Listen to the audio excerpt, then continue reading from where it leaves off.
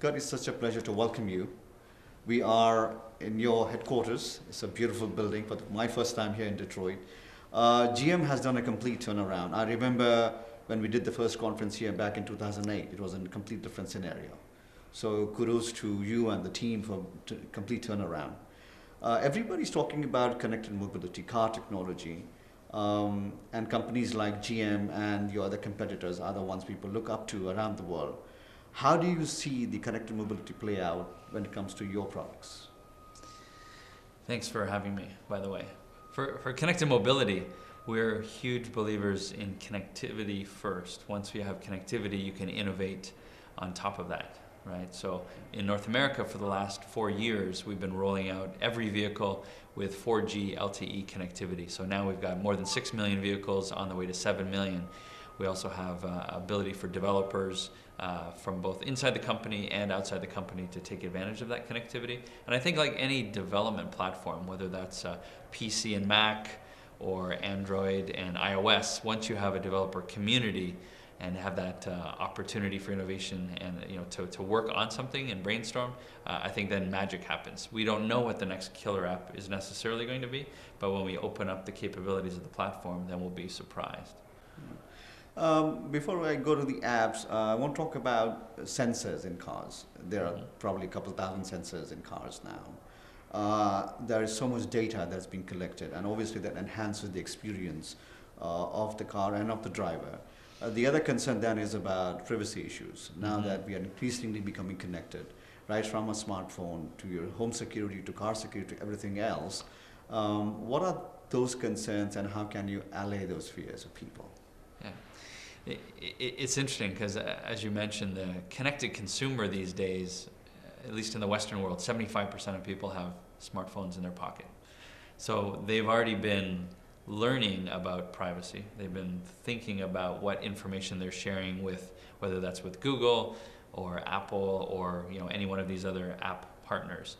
So GM's philosophy is that the data is the consumer's data, and the consumer needs to be made aware and educated about what data exists and what their options are. So we always have an opportunity to opt in or opt out of any usage of that data.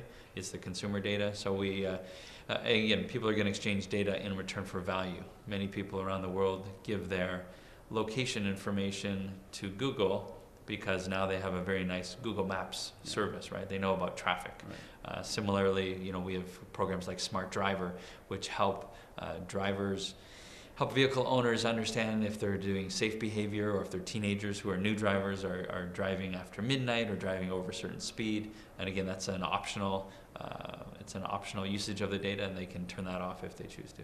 Okay. We also keep hearing about driverless cars, and I come from the San Francisco Bay Area region, and there are always these test trials happening there. We have Google, we have Tesla, obviously we have companies like yours. How far away is it, and what really is a driverless car? Because the people who are not in tune with technology's advancement as rapidly as it evolves, they are very curious.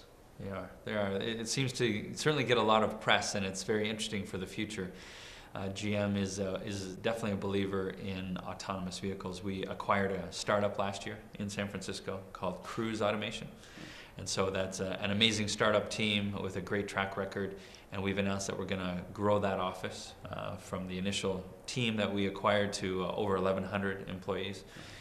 We've iterated with that team between the hardware side, where we now are able to manufacture autonomous vehicles here in Michigan in an assembly plant, in a traditional assembly plant. Combine that with the software, machine learning that's existing with the complete solution, and now we have 3 iterations of hardware in 14 months. And these vehicles are now in the hundreds, and they're driving San Francisco 24 hours a day. They're driving in Scottsdale, Arizona, which is a more simple environment than San Francisco. Also in Michigan, and recently we announced, actually the governor of New York State announced that GM is the first company that's going to be running autonomous vehicles in New York City, in Lower Manhattan, starting in 2018. So it's very interesting. When they will be completely driverless, I don't know. Part of it is the consumer ready? Right. But technologically today, as I said, we're running 24/7 with the all the states have a rule to have a pilot in the front, or most states have a rule to have a pilot, as they're called, or a trainer sitting in the front seat just in case, or someone in the back seat that can take remote control. Sure. But we're driving without hands on the vehicle all the time. So it's really when are consumers going to be ready? And finally, we talked about apps earlier. In the world of apps, everybody wants to, create these beautiful apps. Then we come to the question of entrepreneurial ecosystem. Entrepreneurs around the world are very eager and excited to be part of this entrepreneurial ecosystem. Innovation happens, at that level. And all entrepreneurs obviously have either two choices. Either you grow big, scale up and go IPO, or look for companies like yours and see what you are working on and tag along with you until the time they get absorbed by companies like you. So where do you go and look for this innovation happening, and what do the young entrepreneurs look out for? Right. So that's a great question. So as part of our GRID process, or our Global Radical Innovation Development process, every one of our projects, which are time boxed, we look outside for partners in every case. So whatever new thing we're doing, by definition, it's disruptive. By definition, it's adjacent to our traditional business, whether it's GM or OnStar, so we need some subject matter expertise. So we look outside, we do a market landscape analysis, a competitive analysis, we try to decide which is the right startup to work with, what size, and we reach out to them. We talk to them whether it's at conferences or contacts. Myself and my team have a very good network. We also work every day with GM Ventures. We do have a ventures group.